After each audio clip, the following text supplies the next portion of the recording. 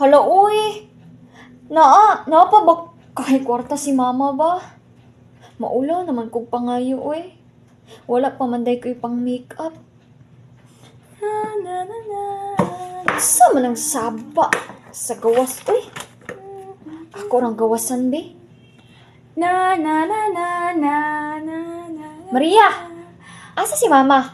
Nilakaw ra ba te? Nga naman di ay? Wala lang. Never mind. Duh.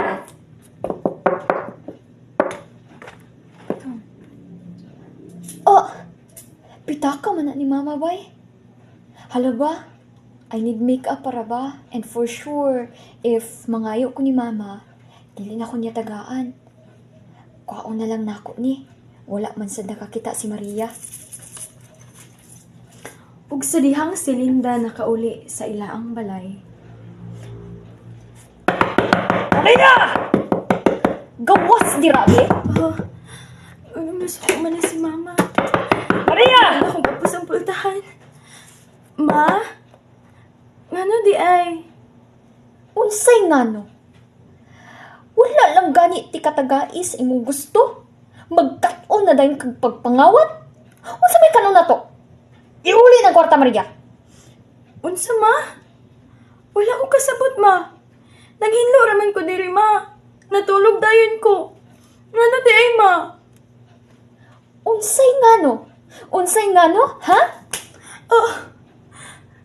Sumpa lagi ko ni mo ma. Unsa di ay sala na ako? Naningkamot gani ko para lang na ako ikapalit og project sa school. Kinakasabot ko sa ato ang sitwasyon. Bisag si ate ra imong pinangga. Okay ra na ako, ma. Pero kanang pasangin lang ko nimo nga nangawat ko sa imong kwarta. Dili na ako makaya, ma. Sakit kayo, ma. Asa may akong waton para malipay ka.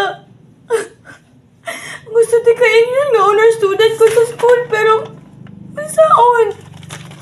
Permi makagkasuko na ako. Permi na lang si ate. Anak pa ba ko ni mo, ma? Maria. Ug niabot ang kagabion nga wala na nagwanta ni Maria ang batasan sa iya ang inahan. Dili na ako kaya. Dili na ako kaya magpuyo diri. Sakit na kaayo. Ako na lang permis na. May pagmulayas. Pusnan man.